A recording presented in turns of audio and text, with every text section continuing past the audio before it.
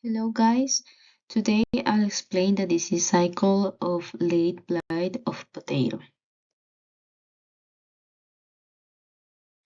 In this slide, I put other cycles that I got from a bulletin, this first one, and I got this from a book. I think this is very useful. If we cannot find the information in the figure, we will use. So let's start with this third slide.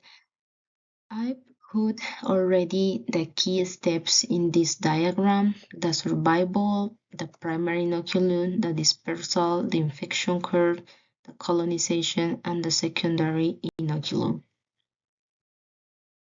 Okay, so let's start with the survival. Well, I think I cannot come back to my previous slide, but I also used the previous slide to complete this diagram, and also I use information from a book. The book is highlighted in yellow in the bibliography. So let's start with the survival.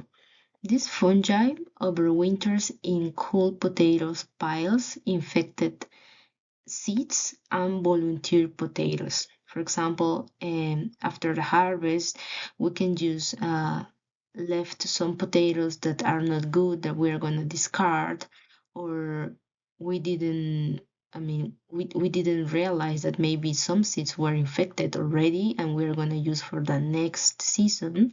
And also some volunteer potatoes that after the harvest they are going to grow and they are going to also get the disease. Well, in this picture, we cannot see like a specific step where we have the information of the survival. That's why I like it to check the previous slide, but I realized that I cannot do that now with the recording of the video.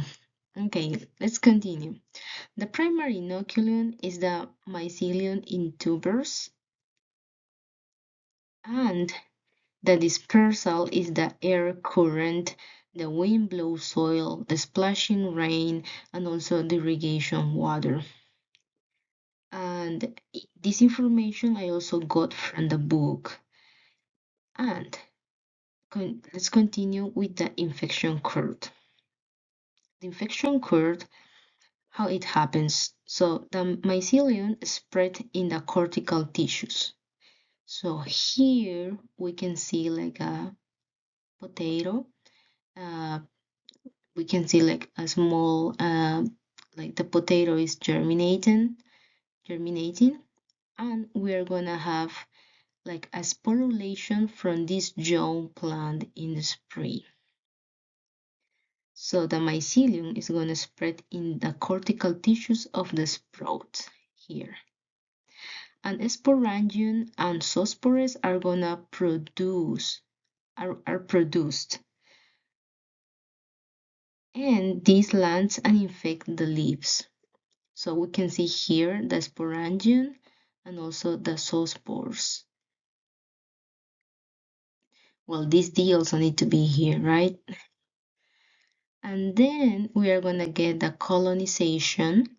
The zoospores and sporangia penetrate the leaf surface, as we can see here, through the stomata of the stems and leaf. Finally, well, like we see here, we're gonna get another sporulation on the leaf. And these structures are gonna land here in the leaf of the plant. And these structures here are gonna be spread by air current, right? Or wind blow, oh yeah, air current. Because if we talk about wind blow soil, we could think about when we have this moment, when we have the tubers in the soil and the young plants are developing. And also the splashing rain. For example, if we have heavy rain, we're gonna have a lot of movements of leaf even movement from the soil to the leaf. So that's gonna help the dispersal of these fungi. So the secondary inoculum is the sporangia and zoospore that land in the leaf, right? Or stems, or also into the soil. So they are gonna germinate and cause a new infection. Yeah. And I would like to comment that, for example, in other places where they produce potatoes, they have like an activity that helps to the potato to grow well. So they put soil like here.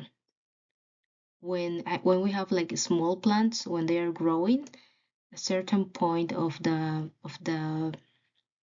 growing of the plant, there is an activity where people put soil here, like to help the plant to develop. And sometimes when they do that practice, they are like generating an environment or helping the the disease or the helping the fungi to touch the stem. So it's like an activity that helps the developing of the plant, but that also can help the fungi to arrive to the stem and also the leaves. So when they talk about wind blow soil, that makes me think about this moment. Okay, guys, I hope you could uh, have a good information from these slides. But I would like to come back and show you the information also of the previous slides that I think are very interesting. But you can always stop the video and see the previous slides. Thank you.